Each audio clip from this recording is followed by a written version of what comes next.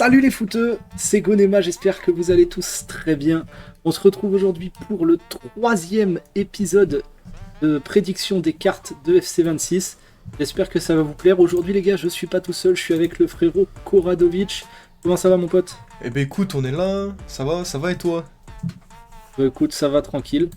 Du coup les gars, je vous explique le concept. On a préparé 5 cartes chacun de notre côté qu'on va s'envoyer, sur lesquelles on va débattre.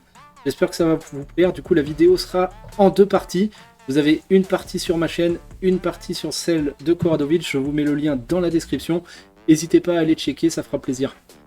Bon, et ben moi les gars, du coup, on va se pencher sur ma première carte. Je me suis attaqué au cas de Corentin Tolisso, qui pour moi avait complètement été disrespect sur ce FC25. Du coup les gars, pour ceux qui ne le savent pas, je suis supporter lyonnais, donc c'est un joueur que je connais très très bien. Peut-être un petit manque d'objectivité, mais ça, je vous laisserai en débattre dans les commentaires. Du coup, je lui ai fait un gros up au niveau de la vitesse. Il passe de 55 à 69. Après, des petits ups un petit peu partout. 79 de tir, 70 de passe, 77 de dribble, 81 de défense, 76 de physique. Surtout le 81 de défense, c'est là que je lui ai fait son plus gros up, hormis la vitesse, parce que ça a vraiment été le premier rideau devant la défense dans un double pivot. C'est aussi pour ça que j'ai inversé les postes MDC et MC pour lui faire une note générale de 81. Qu'est-ce que t'en dis, Koradovic? Eh ben écoute, moi sa carte, je reste encore choqué par la carte qu'il a sur FC25, mais après c'est ce que... Il avait pas enchaîné de bonnes saisons, même si on connaît son niveau, on connaît son potentiel, hein, il est passé par le Bayern, mais ouais... Champion du monde 2018. En plus, c'est ça, en plus c'est fou de se retrouver avec une carte à 76 au final. Mais là, vu que avec la saison qu'il a faite, 80 de notes avec toutes les stats que tu as dites, je trouve ça vraiment mérité, Ok, super, bon bah, on est d'accord là-dessus. Et ben je vais te laisser me présenter ton deuxième joueur du coup.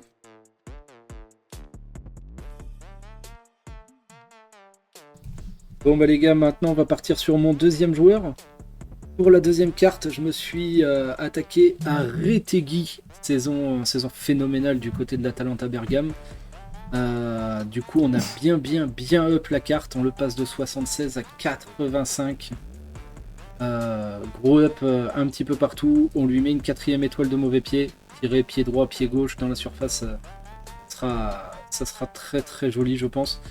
Un joli 85 de vitesse, 86 de tir, 76 de passe, 82 de dribble, 45 de défense et 85 de physique. Après les gars, je vais pas vous mentir, je peux pas faire le gros bandeur de Serie A non plus. J'ai pas regardé tous les matchs, je suis pas la Serie A aussi assidûment que je voudrais parce que c'est un championnat qui est difficile à regarder en France. Donc pour les prédictions de ces cartes, je me suis beaucoup basé sur les cartes spéciales qu'il avait eues sur FC25. Je voulais qu'il soit dans les 85 de général, donc il avait une carte à 84, une carte à 86. Je me suis basé sur ces stats là pour faire la carte que je trouve juste magnifique. Je pense en début de jeu, c'est une carte qui vaudra pas trop cher parce que Serie A, parce que voilà, pour moi une carte vraiment intéressante. Le playstyle plus contrôle, parce que il a justement une première touche de balle qui est assez impressionnante. Ça, pour tous les extraits que j'ai pu en voir, c'est le truc qui m'a marqué. Et voilà, j'ai pas envie d'en dire beaucoup plus sur cette carte. Koradovic, qu'est-ce que t'en penses? Ok, bah vrai up, hein, c'est vraiment la révélation de la Serie A. Pour moi, ce jeune Retegui, il mériterait tous ces ups avec toutes les cartes. Je l'ai tout le temps vu dans toutes les promos presque, ce mec. Je te jure, il était tout le temps là, lui. Ouais, vraiment de la grosse révélation, mais je sais que moi, les mecs qui méritent énormément, ils sont pas récompensés d'une saison à l'autre, sur, d'un FC à un autre. Pour moi, il va pas dépasser les 82 de général. Pour toi, il dépassera pas les 82? Moi, je pense qu'un mec comme ça qui sort de nulle part, il peut pas devenir à 85 aussi haut que des mecs comme Vitinha ou Isaac ou je sais pas qui c'est qui est... Mais même Gyökeres. Non, Gyökeres, non, c'est pas un bon exemple. Après, si tu prends Vitinha, par exemple, la saison où il a explosé, c'était la saison dernière et il s'est retrouvé avec une carte à 85 du coup. Ouais, mais il était à combien sur le 24? C'est une bonne question, j'ai pas l'info. Bah, il y a un monde où il va aller à 85, il mérite. Mais pour moi, je sais pas, je le vois pas aller à... 83. Grand max, je dirais quand même. Vitinha, il avait 80 80. sur FC24. Voilà, donc c'était... La saison dernière, il a peut-être fait... Je sais même pas trop s'il a fait une saison superbe ou vraiment aussi bonne que celle de cette année. Mais là, tu fais un plus 9 comme ça. Après, moi, je me suis basé sur la carte de Vlahovic qui était sortie à l'époque quand justement il avait explosé, où il tournait vers les 84-85 de général directement à sa sortie. Ok. Au final, aujourd'hui, il a toujours une carte à 84, alors que ça fait 2-3 ans que c'est top du côté de Juve. Yes. Donc, je suis parti là-dessus. Après, j'entends que ça fait un gros up. 83, 84, ça me choque pas. 82, je trouve que ça ferait vraiment fait pas. Bah alors 83 du coup. Mais je sais pas, c'est par exemple là, ça me fait penser au cas de Lamine Yamal, qui avait fait un Euro incroyable, une bonne saison quand même avec le Barça, et qui est monté jusqu'à 81 ou 82, 81 même. Ouais, mais après justement, il avait fait une bonne fin de saison avec le Barça, il avait fait un très bon Euro avec l'Espagne, mais à 17 ans, juger sur 3 mois de compétition, c'est compliqué. Là, on parle d'une saison entière quand même pour Retegui. Voilà mon point de vue. Après, j'entends que ça fasse un gros up quand même. Non, mais c'est vrai qu'on en a parlé, on en a entendu parler toute l'année de ce mec, donc ouais, c'est vrai. Maintenant que tu le dis, ouais, ça prend un peu plus. Peut-être 84, mais on verra. On verra bien. Plus on avance, après, c'est le jeu des prédictions. Ça va être à 83, 4 ou 5. Petite prédiction. Finalement, tu vois, mon argumentaire, il est convaincant. Ouais, si, en fait, ouais, t'as les arguments, en vrai, y a pas de souci. C'est que moi, je pense que pour moi, c'est choquant, ce genre de gros up. C'est que je l'ai pas trop vu sur Paris Esports, en fait, c'est pour ça. Mais sinon, ça serait complètement mérité, ouais, vu la saison de fou qu'il a fait. Et bah écoute, on verra bien ce que ça donne à la sortie officielle des cartes. Bon bah allez les gars, on va passer sur mon troisième joueur du coup. Troisième joueur, je me suis intéressé à Antoine Griezmann. Antoine Griezmann, du coup, qui pour moi va prendre un -2. Alors, je m'explique, il a fait un énorme début de saison. Jusqu'à décembre, janvier, il y avait limite des débats Ballon d'Or. La suite de la saison a été par contre beaucoup plus compliquée, en grosse perte de temps de jeu, en grosse perte d'efficacité surtout. Au final, il a été mis sur le banc par Sorloth. Donc, sans manquer de respect à Sorloth, je pense que Griezmann, c'est censé être une classe de joueur au-dessus quand même. Donc, je pense qu'on arrive peut-être sur un déclin d'Antoine Griezmann. Ou le -2. Je vais quand même rajouter le poste MOC et je pense que c'est là-dessus qu'il va falloir jouer pour Griezmann. C'est beaucoup un joueur reculé. Donc il a une carte en buteur, mais également en MOC avec des baisses de stats significatives, mais qui l'empêcheront pas de jouer à ce poste en fait. 76 de vitesse, 85 de tir, 86 de passe, 87 de dribble, c'est hyper complet. 56 de défense, je l'ai baissé parce que du coup, on sent que physiquement il est un petit peu atteint en fait, donc il a du mal à reproduire les efforts et défensivement ça se ressent. Et donc du coup logiquement je lui baisse également le physique, 73.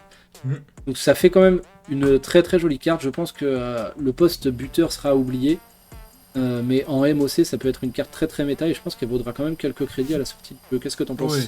Non, pour moi ça reste une carte jouable, même s'il reste super lent. Pour moi il était trop lent à 76 de vitesse, mais après c'est la carte qui mérite, hein. Avec tous les arguments que tu as donnés. Bon, s'il a perdu du temps de jeu avec Sorloth qui a quand même, je pense qu'il a fait une bonne saison aussi. Mais ouais, c'est dommage pour Griezmann. La carte me semble cohérente aussi. Voilà, les stats, c'est tout bon. Pour moi, c'est bon, hein. J'ai pas grand chose à rajouter forcément. Mais bon. Griezmann aura vraiment eu une carte avec toutes les notes qui existent. Putain. Je te jure. Mais ouais, non, après tu dis un petit peu lent. Je pense que vraiment en MOC, le 76 de vitesse c'est pas gênant sur les deux premiers mois. Je pense que c'est une carte qui peut largement se jouer, surtout qu'il conserve pour moi son playstyle plus enroulé. Donc voilà, je pense que c'est une carte qui pourra encore être bien dans la méta pour le début de jeu. Et voilà, ça devrait valoir dans les 100-150 000 crédits Ah peut-être. oui, si je le pack, Sortie de jeu. si je l'ai premier jour du jeu, je suis content, hein, franchement. T'es On est français, tu peux te mettre partout. C'est un très très bon joueur. Hein. Ouais, c'est clair, c'est clair. Il finissait bien.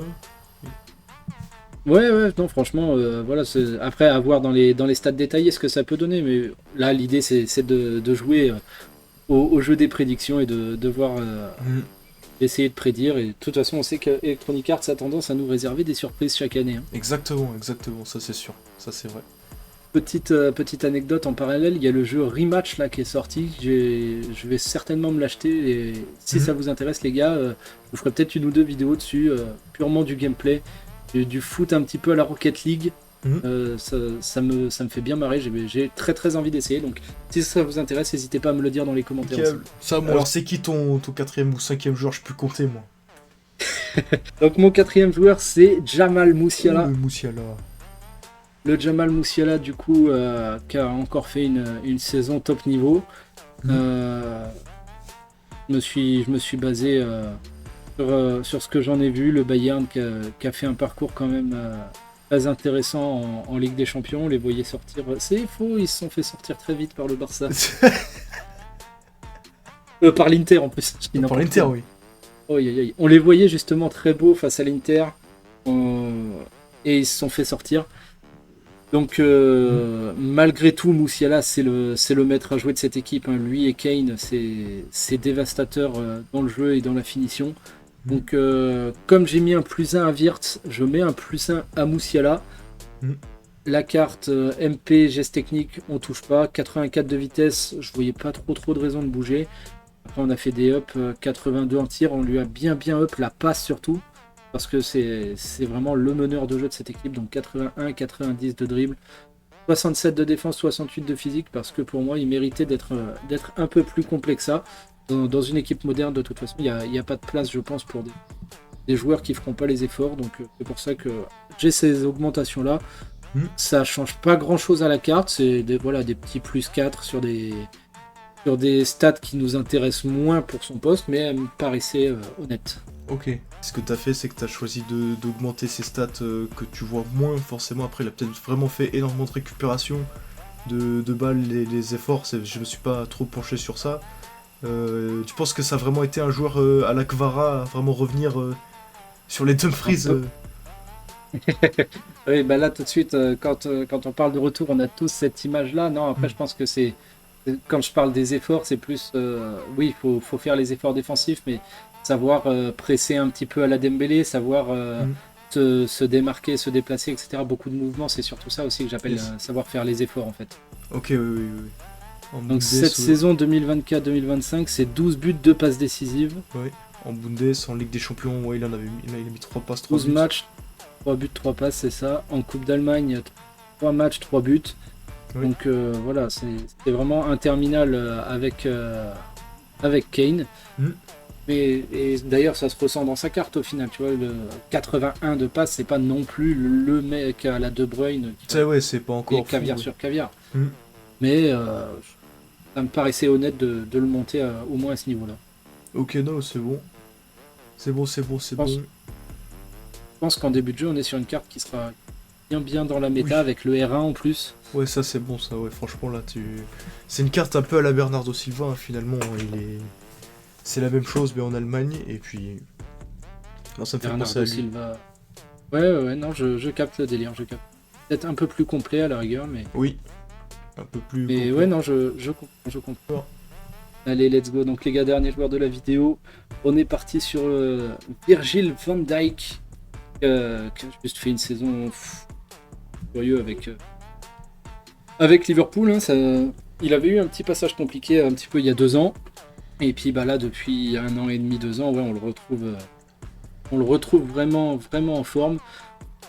Champion d'Angleterre avec Liverpool.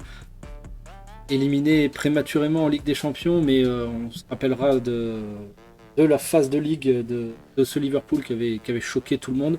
Et honnêtement, je pense que s'ils sortent le PSG, il y a un monde où c'est Liverpool qui va au bout.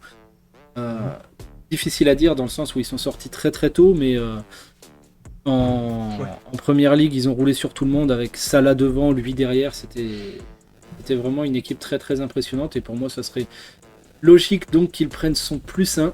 Je le passe à 90 de général. On le laisse en DC++, ça bouge pas. On change pas le playstyle parce que voilà, dans le duel aérien, il est imprenable. Ce mec, il gagne tout de la tête. Donc au niveau des stats, on lui a mis un petit +1 en vitesse. J'ai hésité à lui mettre +2, mais je me suis dit 80 de vitesse dans la tête des gens, ça va vriller. Donc 79, c'est déjà vraiment une très très jolie carte. 62 tirs, on touche pas. 74 de passe pour les relances, ça me paraît pertinent. Ouais. 73 de dribble, c'est anecdotique. Après, je lui ai mis un +1 en défense pour pas pour la forme, mais pour justifier qu'il prenne son +1 de général en fait. Donc +1 en défense, +2 en physique. Je pense qu'il n'y a pas grand chose à développer quand on le voit jouer, c'est juste une montagne, il est un peu. Ah oui, franchement Van Dijk, c'est un super joueur. Franchement, je suis pas choqué de le voir à 90, il a fait une saison incroyable. Malheureusement éliminé, c'est sûr, en Ligue des Champions. Le retour de Virgil van Dijk à 90, qu'on avait certainement sur FIFA 20, je pense, ou 19. C'est plus gros. Oui, voilà, pour moi, t'as 89, tu le passes à 90. Bon, forcément, tes stats augmentent pas de fou malade, mais voilà, c'est régulier partout. Et voilà, il passe la barre des 90 en défense. Ça fait plaisir. Carte qui va valoir très très très cher, à mon avis, hein, au début du jeu. Je pense et même pendant quelques mois, je pense que jusqu'à la Totti, il est largement jouable dans toutes les équipes. Ah oui, voilà, là tu le packs lui, là t'as une défense, tu le changes pas, ouais. Là t'approches du million, là, au début, je pense, hein, vraiment. Ah, il y a moyen. Bon, voilà. Et ben voilà les gars, c'est tout pour cet épisode. J'espère que ça vous aura plu, j'espère que vous aurez kiffé. Merci Kordovic. Et bah merci à toi, hein. Moi j'ai grave kiffé, il faudrait qu'on en refasse, hein. J'aimerais bien. Bah carrément. À voir ce que ça en dit dans les commentaires sur ta chaîne et puis dans l'espace juste en dessous de cette vidéo aussi, les gars. N'hésitez pas à nous dire si ça vous plaît, ce que vous en pensez, si vous kiffez bien le duo. En tout cas, moi j'ai kiffé faire ce tournage. J'aimerais bien qu'on, dans les commentaires, nous propose d'autres cartes à travailler, sans problème, ce sera avec grand plaisir. Mais là, c'est vrai qu'on a fait des joueurs quand même qu'on a beaucoup entendu parler cette saison. Donc après, pour trouver d'autres joueurs, on va se creuser la cervelle, voilà. Mais on en refera une. Moi, je pense que si cette vidéo, la tienne et la mienne, ça passera bien, on en refera une, je pense. Ouais, carrément. Bah les gars, n'hésitez pas à nous dire ce que vous avez fait dans les commentaires. Sur ma chaîne, vous trouverez déjà 2 vidéos avec 10 joueurs, donc il y a déjà 20 joueurs qui ont été faits sur ma chaîne. N'hésitez pas à aller les voir pour éviter les doublons. Bon bah les gars, merci beaucoup en tout cas d'avoir regardé jusqu'au bout. J'espère que vous avez kiffé, que vous avez passé un bon épisode. C'était Gonema, c'était Kordovic. Bye les footeux. Bisous les gars, bye les footeux. Vraiment très très jolie carte. Je me répète, hein, mais tu me dis c'est sa carte officielle, j'y crois.